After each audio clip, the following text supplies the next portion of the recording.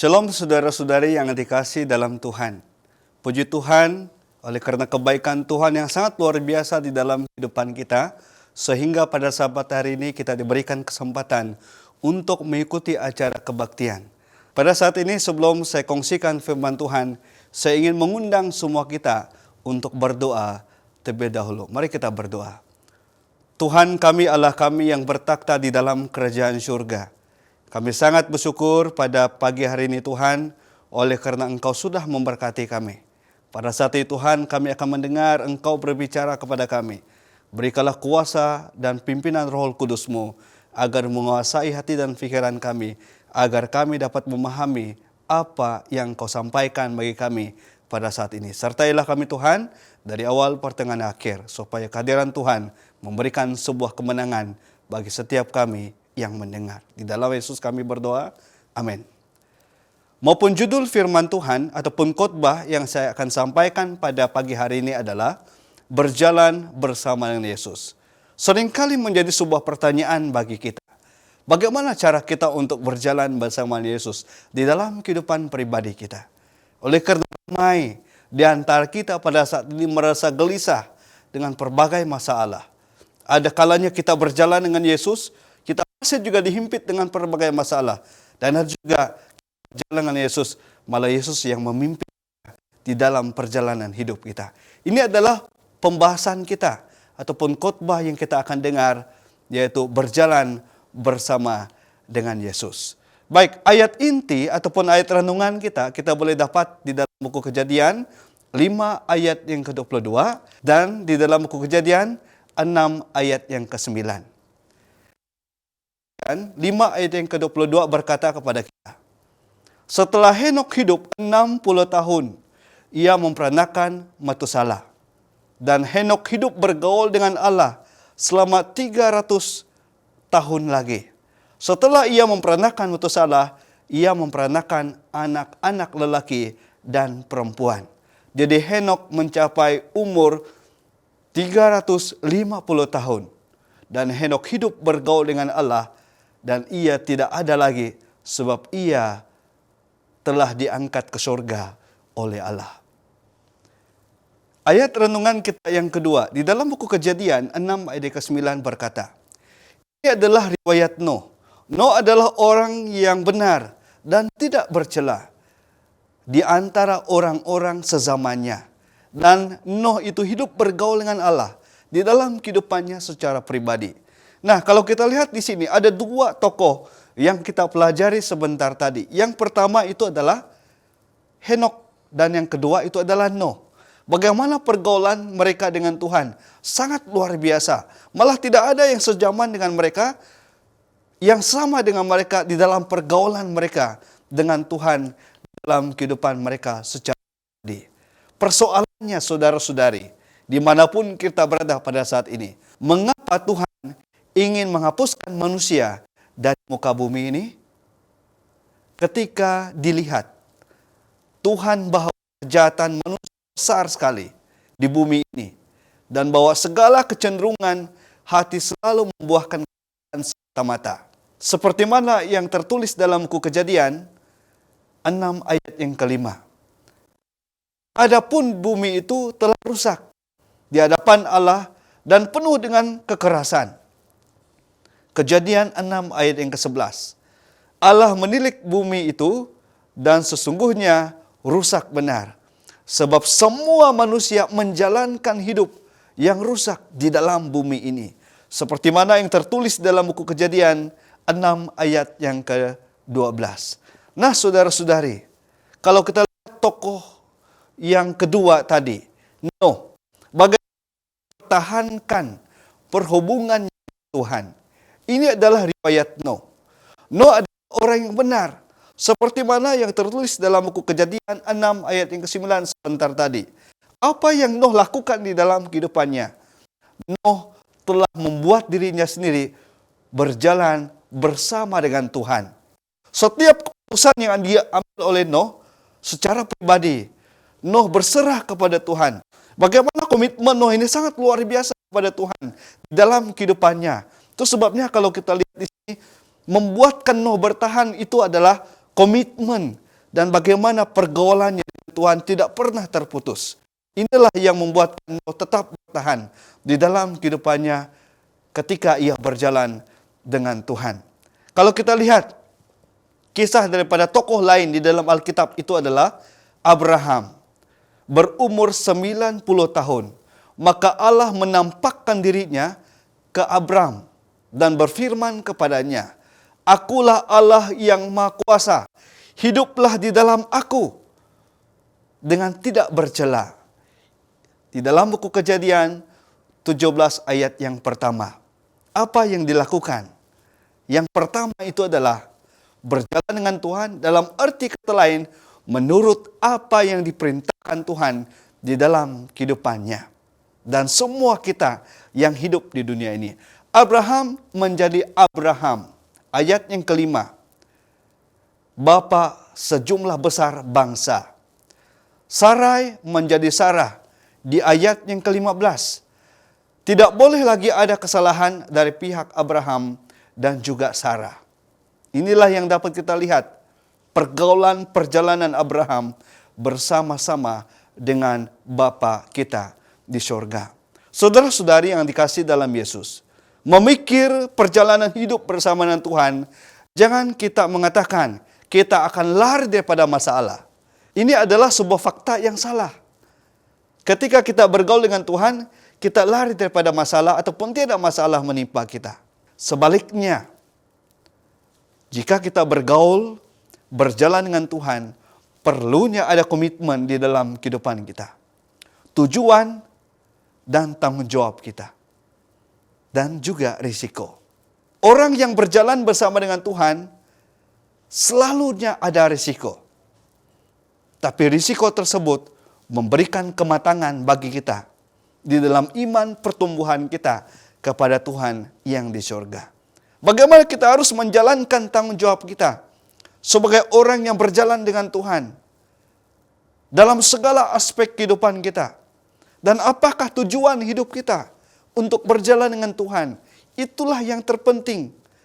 Dan yang terakhir, komitmen kita kepada Tuhan yang tidak pernah turun. Dia punya peratusan. Oleh karena kita tahu bahwa komitmen kita bersama dengan Tuhan akan membuahkan hasil yang baik di dalam kehidupan kita daripada cara hidup kita yang hidup di dunia ini. Saudara-saudari yang dikasihi dalam Yesus, itu sebabnya bagaimana cara kita berjalan dengan Allah ataupun berjalan bersama Allah di dalam kehidupan kita. Seperti mana yang dikatakan yang pertama tadi, jangan lalaikan perintah Tuhan di dalam kehidupan kita. Karena di dalam buku Keluaran 16 ayat keempat dikatakan kepada kita, lalu berfirmanlah Tuhan kepada Musa, sesungguhnya aku akan menurunkan dari langit hujan roti bagimu.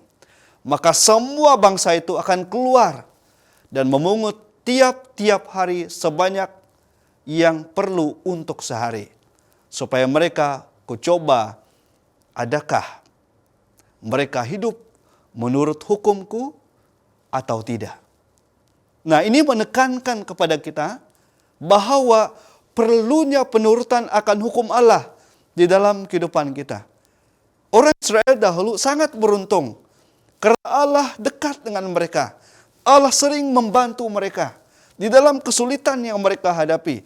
Allah memberikan makanan bagi mereka. Tapi Allah ingin menguji mereka. Adakah mereka hidup menurut hukum Allah ataupun tidak di dalam kehidupan mereka. Inilah hal yang paling diperlukan di dalam kehidupan kita. Sepanjang kita berjalan bersama dengan Tuhan di dalam kehidupan kita sebagai orang yang percaya. Jikalau kamu menurut hukum ataupun ketetapanku dan tetap berpegang kepada perintahku serta melakukannya seperti mana yang tertulis dalam buku Imamat 26 ayat yang ketiga, itu adalah hal yang paling terbaik di dalam kehidupan kita. Ketetapan, berpegang pada perintah Allah serta melakukannya. Apa yang kita ketahui, apa yang kita pegang, jangan lupa kita melakukannya. Karena itu menghidupkan apa yang Tuhan telah perintahkan bagi setiap manusia yang hidup di dunia ini. Untuk melakukan, menyatakan kasih Allah bagi orang lain. Terutamanya di dalam perintah Allah yang Allah telah berikan bagi setiap manusia yang hidup di dunia ini. Di dalam buku Ulangan 8 ayat ketiga dikatakan kepada kita, oleh sebab itu, haruslah engkau berpegang pada perintah Tuhan, Allahmu, dengan hidup menurut jalan yang ditunjukkannya, dan dengan takut akan Dia. Ada hal penting yang dinyatakan di dalam ayat ini. Hidup menurut jalan yang ditunjukkannya. Allah tidak pernah membinasakan setiap manusia. Allah selalu memberikan perjalanan yang baik bagi manusia. Allah selalu menunjukkan yang terbaik bagi manusia. Tetapi ramai manusia mulai ragu akan petunjuk yang diberikan Tuhan bagi manusia. Sehingga mereka mulai mengundur di dalam kehidupan mereka untuk menjauhi Tuhan di dalam hidup mereka. Jangan takut saudara-saudari. Tuhan tidak pernah membinasakan. Meskipun banyak hal yang terjadi di dalam kehidupan kita, tetapi itu adalah sebuah proses untuk melaksanakan kebangunan rohani di dalam kehidupan kita, agar kita tetap berada di landasan apa yang diperintahkan Tuhan bagi setiap manusia. Itu sebabnya kalau kita lihat, arti berjalan dengan Tuhan adalah berhubung dengan Allah. Tetap. Tidak ada istilah tunggu. Jangan, tidak. Tapi tetap berhubung dengan Tuhan di dalam kehidupan kita. Itu sebabnya kalau kita lihat di dalam buku Daniel 6 ayat yang ke-11 dikatakan kepada kita, demi didengar Daniel bahwa surat perintah itu telah dibuat, pergilah ia ke rumahnya. Di dalam kamar, atasnya dan tingkap-tingkap yang dibuka mengarahkan Yerusalem. 3 kali sehari ia bertelut, berdoa serta memuji Allah seperti yang biasa dilakukannya. Apa yang dilakukan oleh Daniel sebentar tadi, saudara-saudari? Apapun yang didengar oleh Daniel, Daniel meluahkan kepada Tuhan melalui doa. Seperti kebiasaan yang dilakukan oleh beliau setiap hari. 3 kali sehari Daniel berdoa. Karena apa? Karena di sini Daniel ingin melakukan perhubungan dengan Tuhan di dalam kehidupannya. Karena perhubungan dengan Tuhan itulah perhubungan yang akan mendapat jalan penyelesaian di dalam kehidupan secara pribadi. Meskipun di mata kasar kita manusia, kita akan menimpa sesuatu musibah yang sangat berat. Tetapi Allah tidak pernah meninggalkan umat-umatnya jika kita melakukan perhubungan dengan Tuhan. Itu sebabnya saudara-saudari, di dalam pergaulan kita dengan Tuhan, perlunya kita meditasi untuk merenungkan firman Tuhan di dalam kehidupan kita. Bagaimana arti perjalanan bersama dengan Yesus. Meditasi adalah cara untuk berhubung dengan Tuhan di dalam kehidupan kita. Karena Allah berfirman kepada kita melalui firman-Nya. Kita berbicara kepada Allah melalui doa-doa. Itulah yang penting bagi kita semua saudara-saudari. Itu sebabnya arti berjalan dengan Allah perlunya kedekatan kita dengan Tuhan. Untuk menurut setiap firman Tuhan, Kristus adalah teman di dalam kehidupan kita. Dia memiliki persekutuan yang erat dengan Allah. Anggaplah Yesus sebagai teman pribadi kita. Seperti mana kita sanggup menganggap orang lain sebagai teman kita. Kita meluah perasaan dengan mereka. Jangan ragu untuk kita luah perasaan dengan Yesus. Karena Yesus adalah teman kita. Seperti mana yang dikatakan di dalam buku ataupun firman Tuhan. Dia membuat Allah menjadi penasihatnya dan terikat dengan Yesus. Inilah yang dilakukan oleh Daniel. Bagaimana dengan kita, saudara-saudari? Adakah kita ingin mengambil Yesus sebagai penasihat kita dan terikat ataupun dekat dengan Allah di dalam pribadi hidup kita pada saat ini? Saya rasa ramai manusia di dunia ini menimpa bertubi-tubi permasalahan. Tapi ingat saudara-saudari, penasihat kita, Allah merentangkan tangan untuk memanggil kita kepadanya. Jika kita peka akan suaranya, berserah kepadanya, ia akan datang untuk membantu kita. Itulah arti berjalan bersama dengan Tuhan di dalam kehidupan kita. Itu sebabnya kalau kita lihat, Yesus juga melakukan perhubungan dengan Bapaknya yang di surga. Seperti mana yang tertulis dalam buku Markus 1 ayat yang ke-35. Dikatakan kepada kita, pagi-pagi benar, waktu hari masih gelap, ia bangun dan pergi keluar. Ia pergi ke tempat yang sunyi dan berdoa di sana. Itulah yang dilakukan oleh Yesus untuk melaksanakan perhubungannya dengan Tuhan. Yesus tetap berhubung dengan Bapaknya, meskipun dia adalah Allah. Perhubungannya dengan Bapaknya di surga sering-sering dan sering dilakukan. Yesus tidak pernah lupa untuk membangun perhubungan dengan Bapa ketika ia berada di bumi. Kalau kita tahu saudara-saudari, bumi telah dikuasai oleh berbagai kejahatan. Perlunya kita siap siaga untuk melaksanakan perhubungan dengan Bapa. Membangunkan perhubungan dengan Bapa di dalam kehidupan kita. Doa adalah keperluan setiap manusia yang hidup, dan doa juga keperluan setiap hari bagi Yesus. Itu sebabnya dia berdoa dan terus berdoa kepada Bapaknya. Berteriak meminta tolong artinya ini adalah berdoa. Berharap kepada firman-Mu dan merenung dan membaca akan firman Allah. Apa yang dikatakan? Merenung firman Tuhan. Ketika kita merenung firman Tuhan, begitulah cara Tuhan berbicara kepada setiap manusia yang hidup di dunia ini.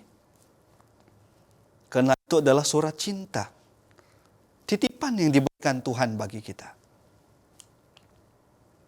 Belajar melakukan hal yang berkenan kepada Tuhan. Ini adalah sebuah ajakan bagi kita. Bagaimana sesungguhnya kita belajar dan coba untuk melakukan hal yang benar bagi Tuhan. Jika Tuhan mengatakan jangan kita lakukan. Jikalau Tuhan mengatakan lakukan, jangan pula kita tidak melakukan. Tetapi jika Tuhan mengatakan lakukan. Kalau Tuhan mengatakan jangan, berarti Tuhan mengasihi kita. Kata jangan itu adalah arti kata kasih bagi setiap manusia yang hidup di dunia ini. Karena jangan untuk menyelamatkan mereka daripada terjerumus melakukan sesuatu yang bertentangan dengan ajaran Tuhan. Itu sebabnya yang boleh meragukan setiap manusia yang hidup di dunia ini, saudara-saudari, ketika kita memikir tentang kehidupan kita. Bagaimana kita memikirkan tentang kehidupan kita? Normal sebagai manusia yang hidup di dunia ini. Makan, minum kita pikirkan, pakaian kita pikirkan, tempat tinggal kita pikirkan, pendidikan kita pikirkan, pekerjaan juga kita pikirkan, hobi, teman hidup, bahkan agama ataupun gereja. Semua dipikirkan di dalam kehidupan kita. Tetapi apa yang dikatakan oleh Tuhan di dalam buku Perjanjian Baru? Jangan khawatir dikatakan kepada kita. Berarti kalau kita pahami dengan kata jangan khawatir, maka ia akan membantu kita. Ia akan menolong kita. So, dia akan bersama dengan kita. Itu sebabnya dia berkata kepada kita, jangan khawatir. Jangan khawatir dikatakan. Rata-rata manusia juga, seperti mana yang dikatakan tadi, bingung juga tentang gereja. Banyak gereja di dunia ini yang membuatkan ramai manusia bingung ketika mereka menganut sebuah agama. Itu sebabnya kalau kita lihat di seluruh dunia ada 2.230 macam gereja yang dapat kita lihat. Mengapa banyak gereja yang berbeda? Semua mengaku gereja mereka benar. Ada yang mengatakan gereja kami nomor 1. Ada yang sebelah sini mengatakan gereja kami juga nomor 1. Ada juga yang di depan mengatakan gereja kami juga adalah nomor 1. Semua mengaku gereja mereka adalah gereja nomor 1. Ini menjadi sebuah pertanyaan bagi kita. Yang ada di dalam bahagian hidup kita. Semua agama dengan gereja itu sama. Seringkali ini terjadi di dalam perbualan hidup kita. Ketika kita berjumpa dengan sahabat kita, orang lain mau di pekan, di rumah, maupun di kebun, membahaskan semua gereja sama. Semua bertujuan memuliakan Tuhan. Semua bertujuan ke surga. Inilah yang dilakukan. Ataupun perbualan kita. Semua gereja naik ke surga. Semua memuji melalui nama Tuhan. Semua gereja sama. Tapi ingat saudara-saudari, memang pembahasan semua gereja menuju ke surga. Tapi apa yang difirmankan Tuhan bagi kita di dalam Alkitab untuk menentukan bahwa sebuah ajaran dan gereja itu adalah benar di dalam kehidupan kita? Inilah jawaban Yesus bagi setiap kita. Di dalam buku Yohanes 14 ayat yang ke-6 dikatakan kepada kita, Akulah jalan, kebenaran dan hidup. Tidak ada seorang pun yang dapat datang kepada Bapa kalau tidak melalui aku. Pengakuan Yesus bagi kita, ayat ini, di awal daripada ayat ini berkata, Akulah jalan, kebenaran dan hidup. Yesus mengaku dia adalah kebenaran. Yesus mengaku dia adalah jalan. Dan Yesus mengaku dia adalah hidup. Kalau kita ingin datang kepada Bapa, harus melalui Yesus. Karena Yesus adalah jalan bagi kita. Tak seorang pun yang dapat datang, dalam arti kata lain tiba kepada Bapa di surga, kalau tidak melalui Yesus. Luar biasa bukan? Firman Tuhan bagi kita. Bagi setiap yang ingin berjalan bersama dengan Yesus di dunia ini, haruslah melalui jalan ini, yaitu membuat Yesus sebagai jalan, kebenaran dan hidup di dalam kehidupannya. Petrus menegaskan bagi kita di dalam buku Kisah 4 ayat yang ke-12. Dan keselamatan tidak ada di dalam siapapun juga, melainkan di dalam Dia. Sebab di bawah kolong langit ini tidak ada nama lain yang diberikan kepada manusia, olehnya kita diselamatkan. Kita tahu bahwa keselamatan di dalam Dia. Dengan arti kata lain, Dia itu adalah Yesus. Sebab di bawah kolong langit tidak ada nama lain yang boleh menyelamatkan manusia yang hidup di dunia ini. Hanya Yesus yang dapat menyelamatkan kita manusia. Jadi kebenaran dan keselamatan hanya ada di dalam Yesus. Di luar Yesus tidak ada kebenaran dan keselamatan. Bagaimana kalau kita hidup di luar tanpa Yesus? Adakah kita akan mendapat kerajaan surga? Mungkin ukuran daripada penyelamatan berbeza dengan kita yang berada di dalam Tuhan. Itu sebabnya penting sekali untuk mengetahui ciri-ciri jemaat ataupun gereja yang didirikan Yesus sebelum naik ke surga di dalam Alkitab. Yang sangat penting bagi kita adalah bagaimana gereja tersebut menjadi saksi bagi Tuhan Yesus.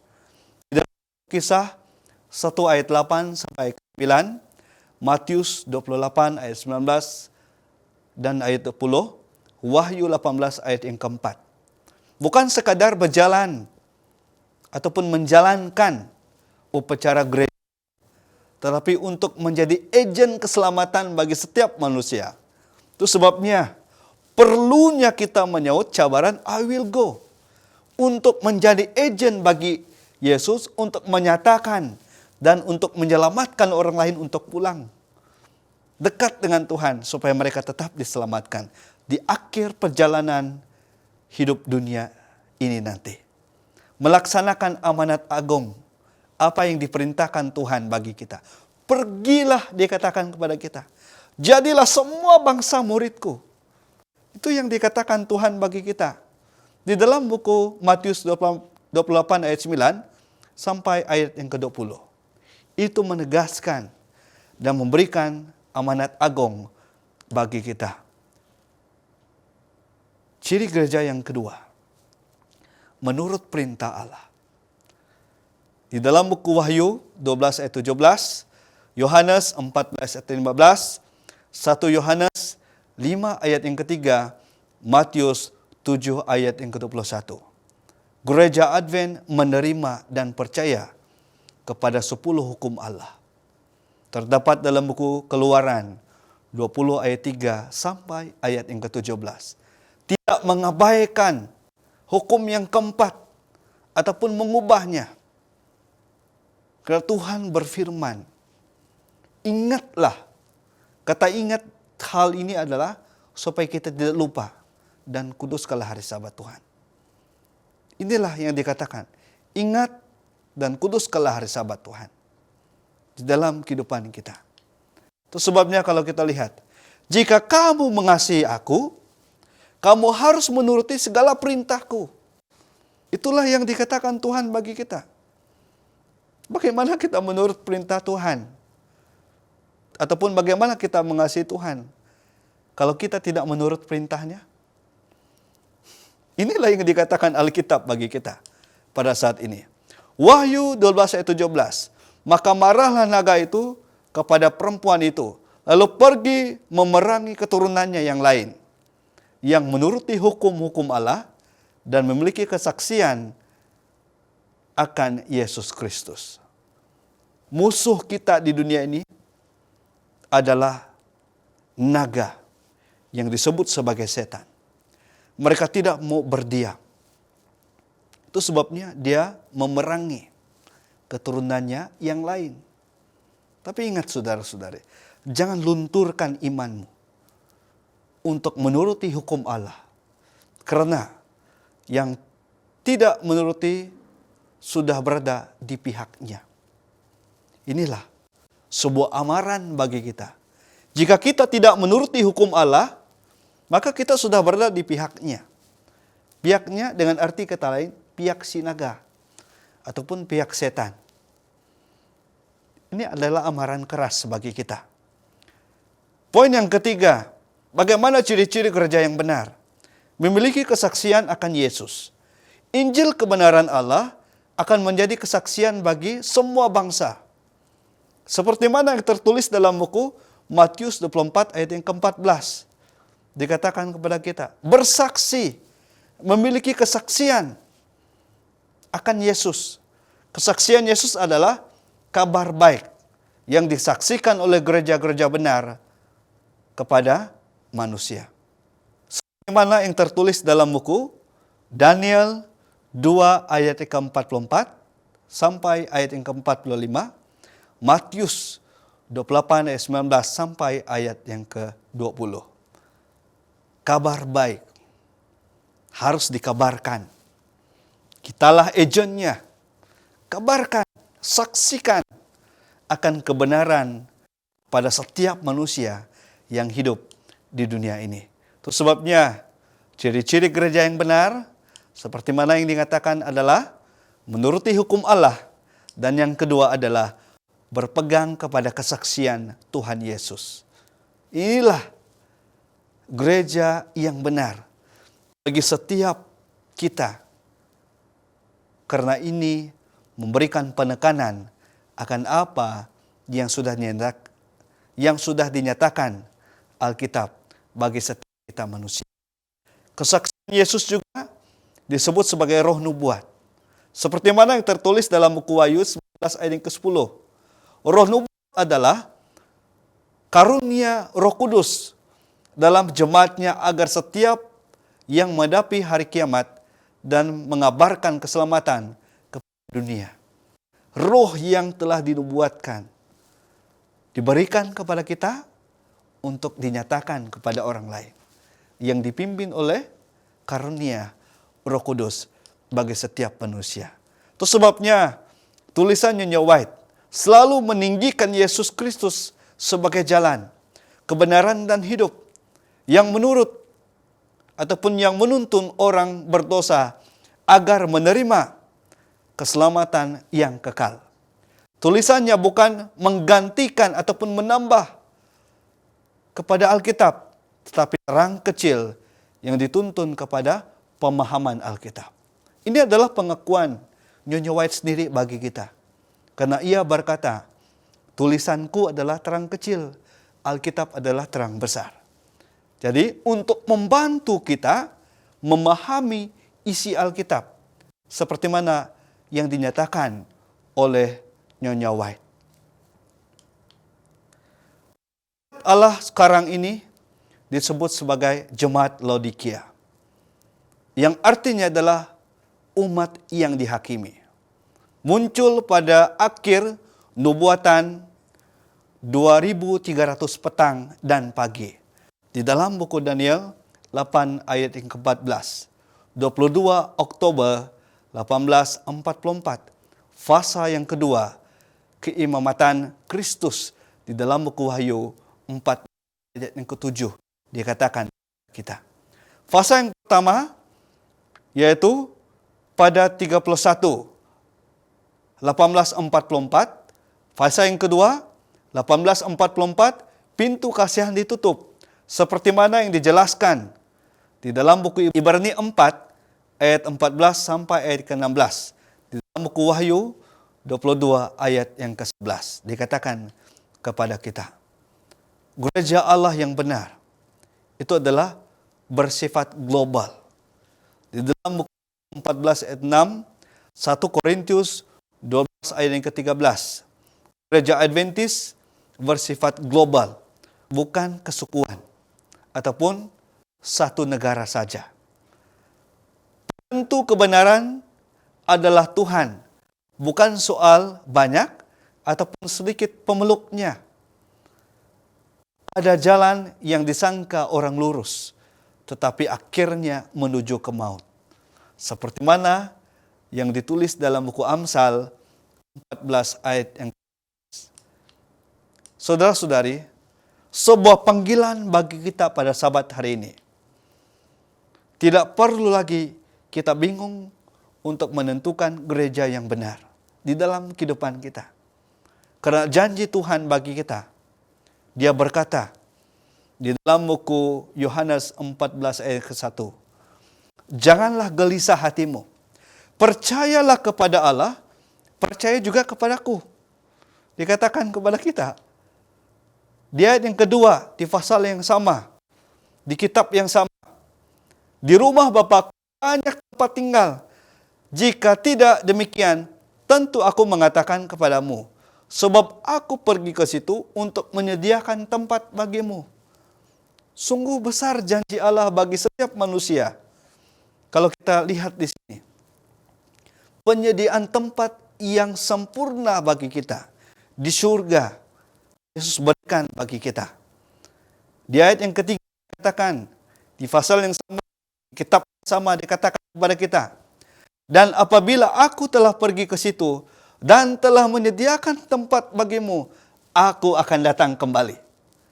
Nah, kalau kita lihat di sini, Tuhan berkata, aku akan datang kembali. Berarti Tuhan tidak pernah meninggalkan kita. Ia akan kembali untuk mengambil kita yang hidup di dunia ini dan percaya kepadanya di akhir zaman nanti. Apabila dunia kiamat. Dan membawa kamu ke tempatku, supaya tempat di mana aku berada, kamu pun berada. Saudara-saudari, dan saya pun berada di sana. Itulah yang dinyatakan Tuhan bagi kita pada pagi hari ini. Kedatangan Yesus akan mengakhiri segala krisis dunia. Krisis dunia semakin banyak.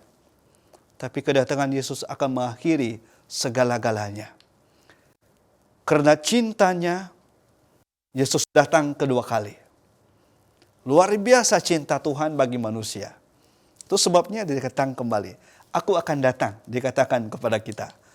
Karena cintanya, Dia memperingatkan kita akan sebuah kebenaran di dalam Alkitab. Apa yang kita harus ikuti dan apa yang kita harus hindar di dalam kehidupan kita. Karena di dalam Matius 24 yang keempat berkata kepada kita, waspadalah supaya jangan ada orang yang menyesatkan kamu. Di dalam dunia sekarang, ramai yang mengaku mereka adalah benar. Tapi ingat apa yang dikatakan Alkitab bagi kita. Waspadalah.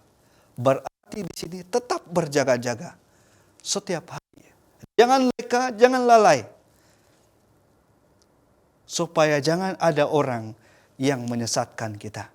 Di ayat yang kelima, di pasal yang sama, dalam hukum Matius. Sebab banyak orang akan datang memakai namaku dan berkata, akulah Mesias, dan mereka akan menyesatkan orang banyak. Ayat yang di pasal yang ke-24 di dalam hukum Matius. Sebab Mesias palsu dan nabi-nabi palsu akan muncul dan mereka akan mengadakan tanda-tanda yang dahsyat dan mukjizat-mukjizat. Inilah saudara-saudari memberikan penekanan bagi kita bagaimana sesungguhnya untuk terus berjaga-jaga, terus dan terus. Karena nabi palsu, Mesias palsu dia melakukan berbagai hal yang boleh mengelirukan setiap manusia yang hidup di dunia ini dengan tanda yang dahsyat dan berbagai mukjizat. Seringkali kalau kita melihat orang yang dapat melakukan mukjizat, kita akan pergi ke sana. Tapi ingat, apa yang dikatakan Alkitab ini kepada kita? Memberikan penekanan yang sangat dalam bagi kita. Peringatan supaya kita terus berjaga-jaga. Sehingga akhirnya mungkin mereka yang menyesatkan orang-orang pilihan juga. Kalau Tuhan sudah memilih kita, jangan sampai orang yang datang melakukan hal-hal dan kita percaya dan boleh menyesatkan kita sebagai umat-umat pilihan. Berwaspadalah saudara-saudari.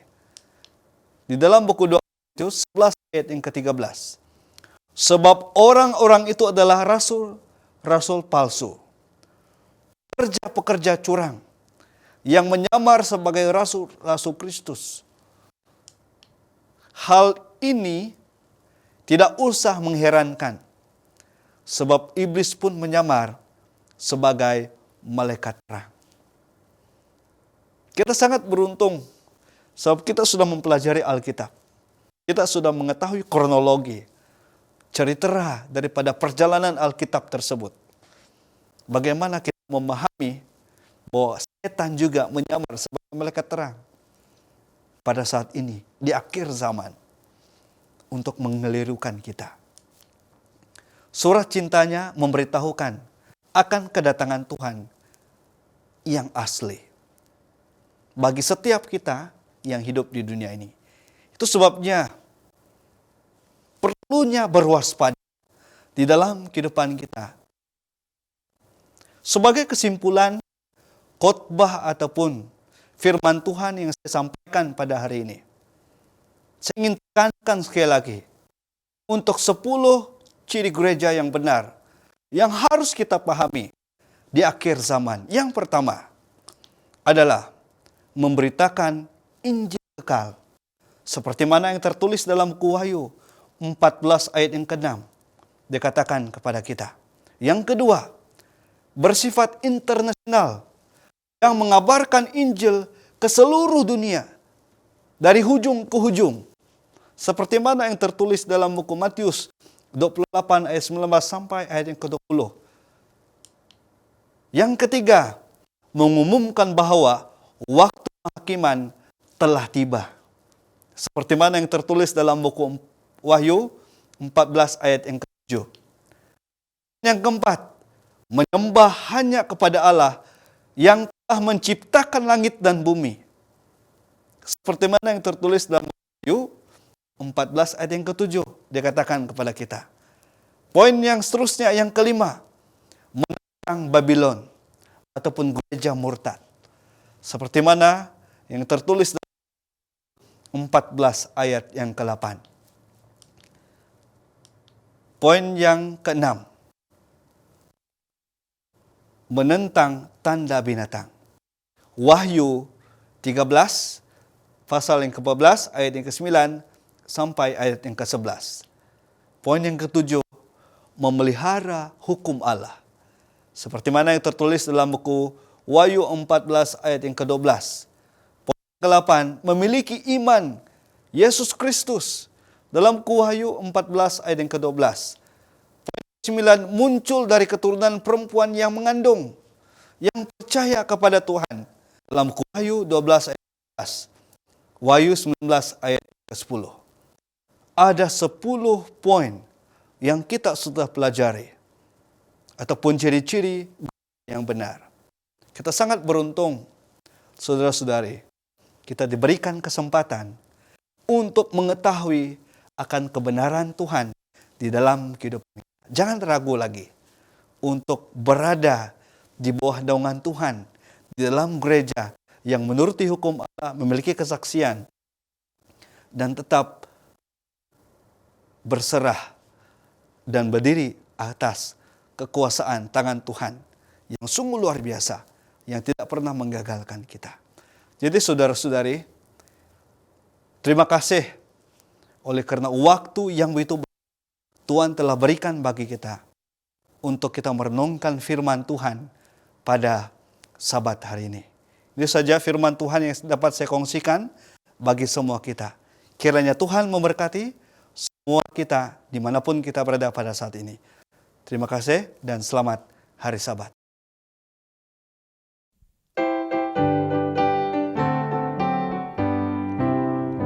Bila sangkakala Tuhan bunyi kiamat tiba, hari Tuhan datang amat mulia. Bila orang salehlah di seberang dikumpulkannya, dan nama dipanggil aku di sana. Bila namaku dipanggil di seberang sungai mulia, aku harus bersedia. Bila namaku dipanggil ku ada. Mari kita kerja bagi Tuhan setiap hari. Mari kabarkan hal kebangkitannya. Bila kiamat tiba tugas kita selesailah, dan nama dipanggil aku di sana. Bila namaku dipanggil di seberang sungai mulia, aku harus bersedia. Bila namaku dipanggil ku ada.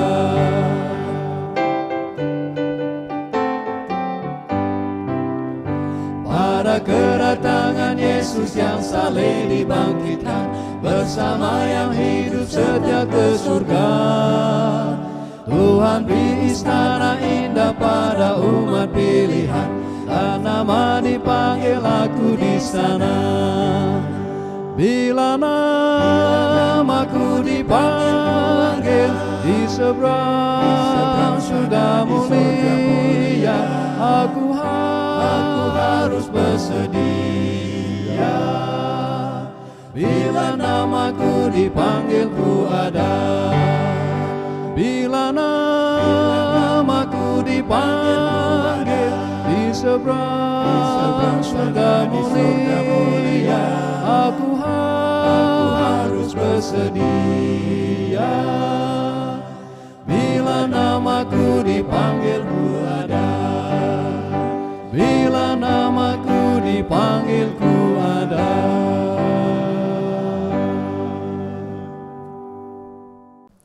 Mari kita bersatu di dalam doa. Tuhan kami, Allah kami yang bertakhta di dalam kerajaan surga. Pada sahabat ini Tuhan, kami sangat bersyukur oleh karena Engkau sudah mengamanatkan sesuatu yang begitu baik bagi kami, yaitu firman Tuhan. Telah mengingatkan kami bagaimana perhubungan kami dengan Tuhan dan bagaimana kami menjalankan kehidupan kami bersama dengan Tuhan. Kami percaya dengan firman yang telah kami pelajari, perdengarkan sebentar tadi, akan memberikan sebuah kebangunan bagi kami, agar kami tetap menjadi pelaku daripada firman dan membawa kami kepada sebuah kemenangan di akhir cerita dunia pada suatu hari kelak apabila kedatangan Tuhan yang kedua kali. Biarlah Engkau memberkati semua kami Tuhan, dimanapun kami berada, agar kami tetap menjadi sebuah saksi bagi Yesus akan kebenaran, supaya setiap orang lain yang mendengar dan mengenali kami, mereka melihat sebuah tabiat yang sangat penting yang sudah Engkau perintahkan bagi kami untuk kami tetap hidupkan di dalam kehidupan kami secara pribadi. Tuhan, bantulah kami dengan kuasa Roh Kudus-Mu, agar kami tetap layak untuk menjadi anak-Mu di dunia dan di surga apabila kedatangan-Mu yang kedua kali. Sertailah semua kami Tuhan, untuk sisa sabat ini, agar kami tetap memuliakan nama Tuhan dan melakukan perhubungan Tuhan di hari sabat yang suci ini. Terima kasih Tuhan, inilah doa dan harapan kami. Di dalam nama Yesus kami berdoa. Amin.